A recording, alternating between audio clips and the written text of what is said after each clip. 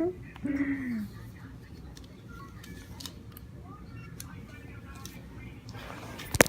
back. Cómate tú. I'm not doing anything to you. Taking pictures of me. Eh? You taking pictures of me? No, I'm not.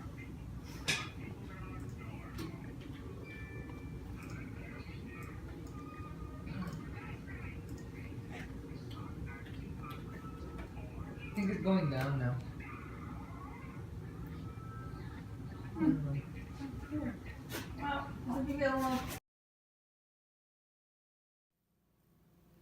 So tell me about your experience with cancer. That's the scariest thing ever. You don't know if you're gonna live or die. Do you want me to start from the beginning or? Yeah, just from the beginning. Okay. Well, at the begin when I started, when I noticed that it was just I don't know I don't even know how to start. It's just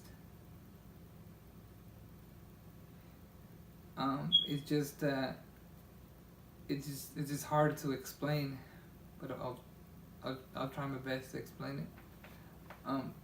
The way that I found out that I had cancer, it's because I went to the dentist. When I went to the dentist, it was because a tooth was bothering me, and when I went to the dentist, they took a tooth out, and when they took the tooth out, I noticed that I was bleeding, and I was bleeding a lot, and I asked the doctor if it was normal, and the doctor said that it was, because they had a cut, and it was like a surgery, because it was under all the nerves and everything. So, and that was like a Thursday, and so they took out the tooth. I went home, took pain pills because it was hurting, and then the next day I woke up and it was still hurting, and I checked to see if it was good, and it looked it was good and it was healing, but it was just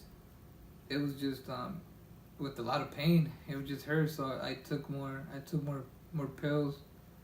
I slept pretty much the whole day on that day, on Friday.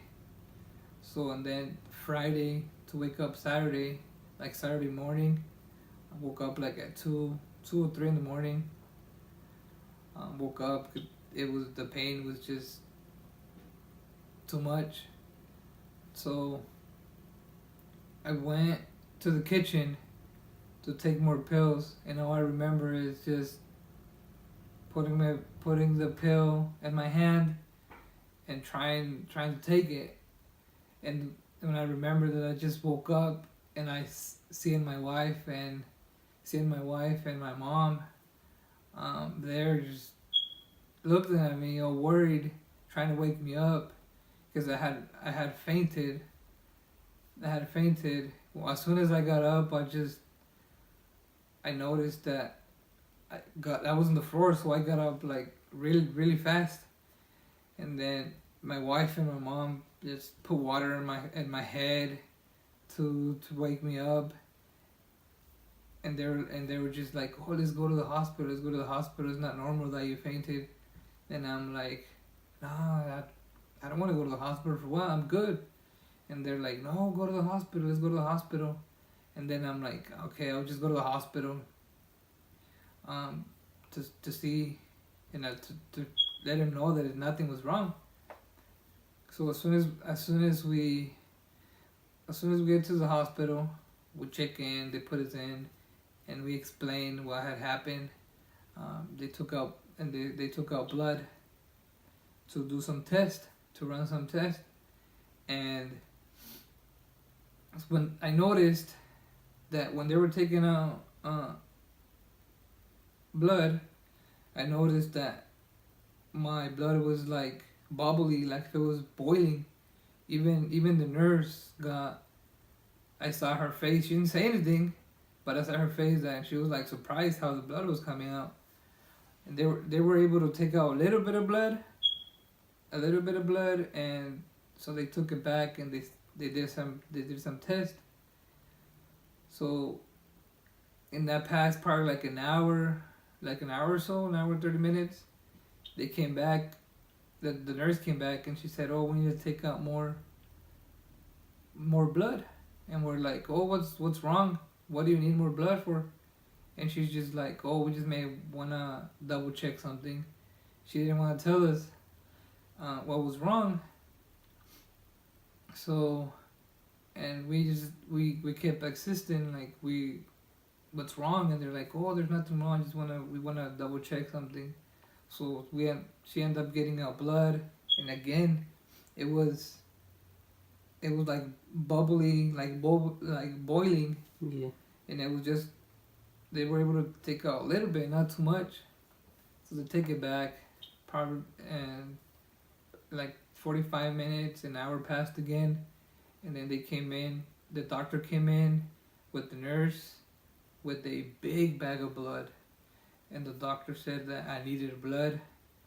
I don't have any blood. They don't have no blood and no platelets. And we asked that why, and then he just responded that I was really anemic. And anemic, we're like, anemic? Why? If I eat good, I'm good. And they're like, no, we had to transfer you to this other hospital because there's something that we have to find what it is, but we're not sure what it is yet here. So they gave me, well, they already coming with the different like bed for me to go on the bed and to start the transfusion with the blood. And they said, well, we're taking you to Cadillac because we were in Othello and this other hospital. So it's probably like in 45 minutes to an hour from Othello to Tri-Cities in Richland. So as soon as we get there, one of the nurses said, "Hey, you have cancer," and I'm like, "Nah, I don't believe I have cancer." I'm like, "You don't even know, you're a nurse." I said that in my head. I'm like, "Nah, I don't believe it." Then my wife and my mom started crying, and because they said the type of cancer they think I had, which was leukemia, and my wife already knew what leukemia was, and well, my mom, because my mom don't know what leukemia is, because leukemia is it's in English, and then my wife explained what it was, and then they started crying and everything. They said it was a type of cancer, but they didn't know what kind of leukemia it was. But I didn't believe the nurse, because the nurse just walked in and that's the first thing he said, "Oh, you have cancer." It was like I was just like, okay, how do I have cancer? So I didn't believe it. And then they checked us in, they put us in a room, and then the doctor came in. And then the doctor, that's when he explained with the results, the blood results, and all the platelets that I was missing, that I didn't have anything. The doctor didn't even know how the cut from my tooth closed, because I could have bled to death. And the doctor said, "I don't even know how that closed. I don't even know how you're alive either, because you have no platelets, you have no blood. We don't even know how you're alive. We don't even it doesn't. We can't explain that how you're still alive."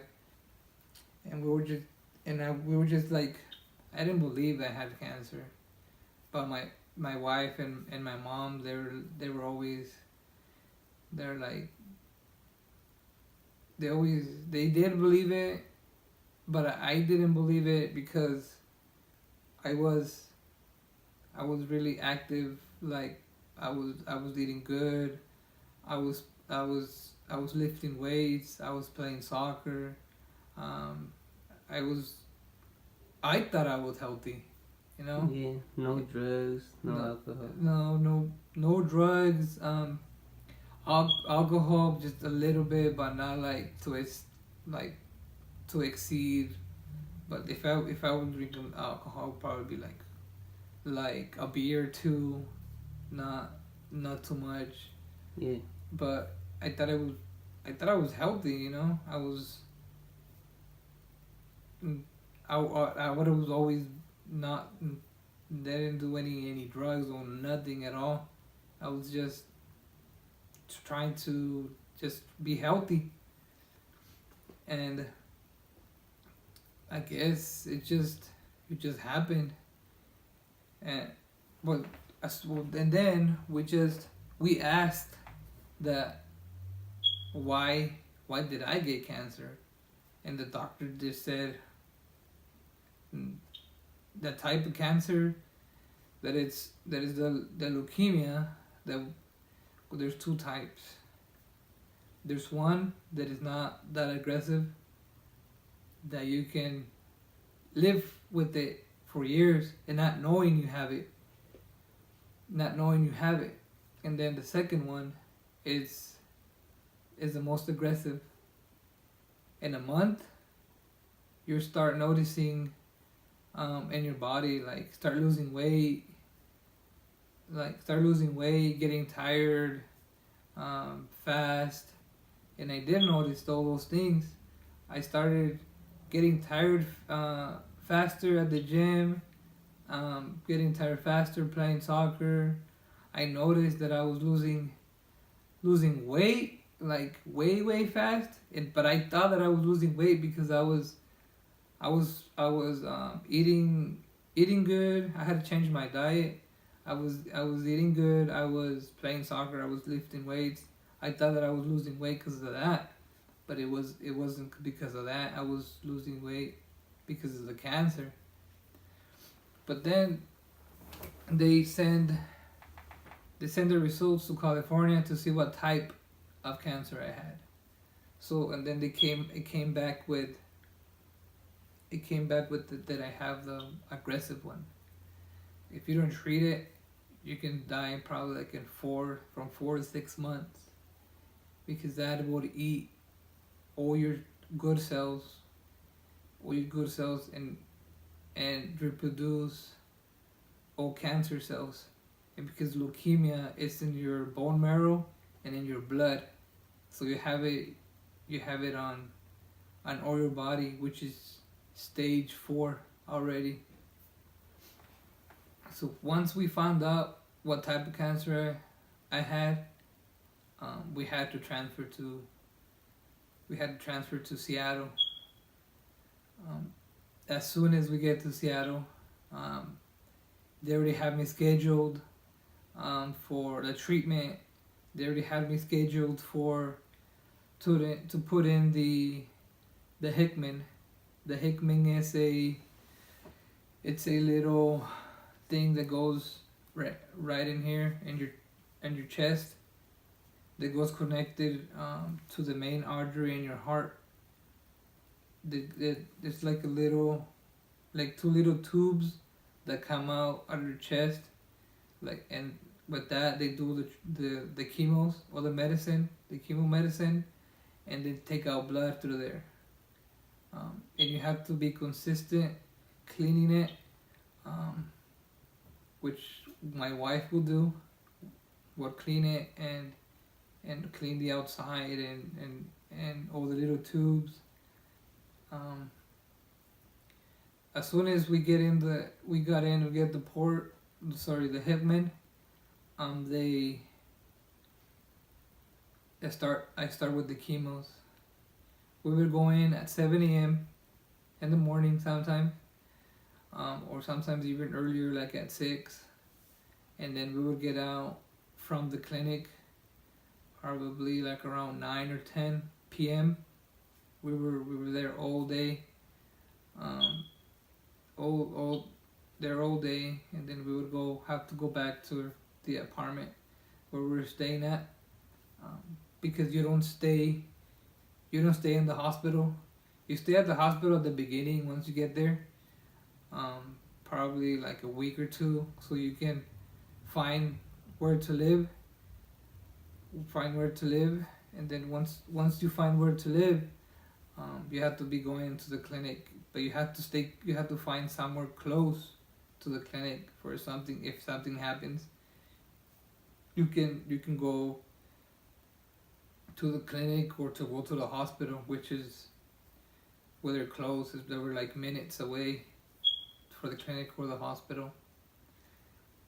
And that was like the first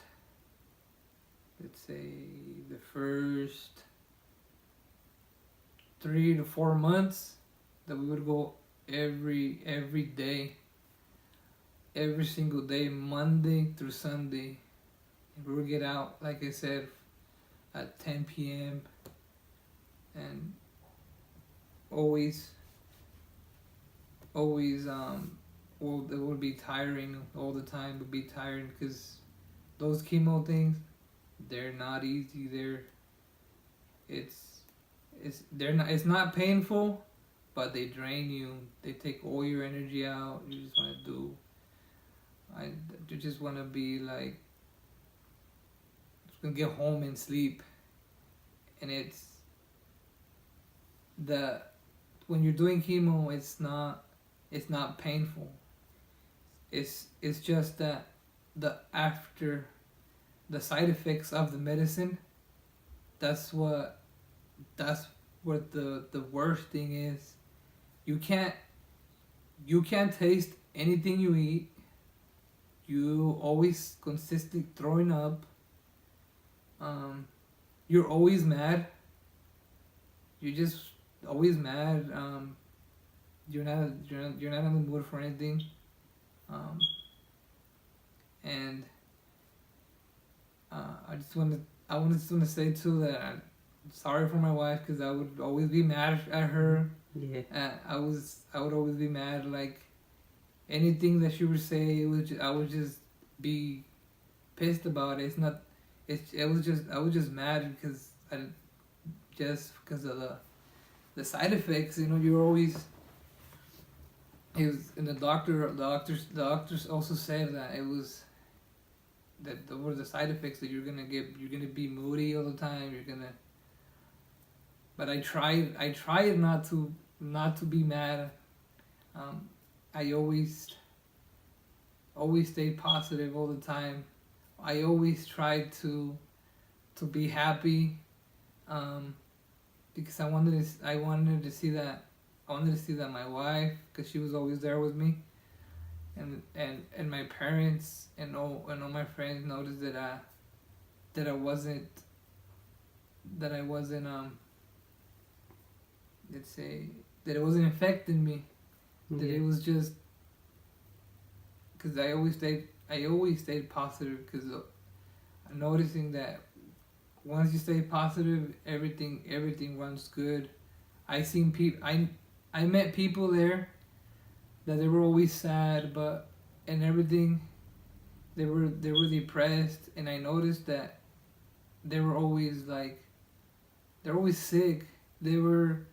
I know they were sick because they had cancer, but they wouldn't get better for the same reason, because they would give up. They gave up believing that they were gonna get good. And I noticed that once they start believing that they're gonna get better, stay positive, they started getting better, and they started getting better, seeing better results, and they got to go home. And other things that I saw, you met people, and there is. For them, it was, unfortunately, they couldn't make it. They passed away.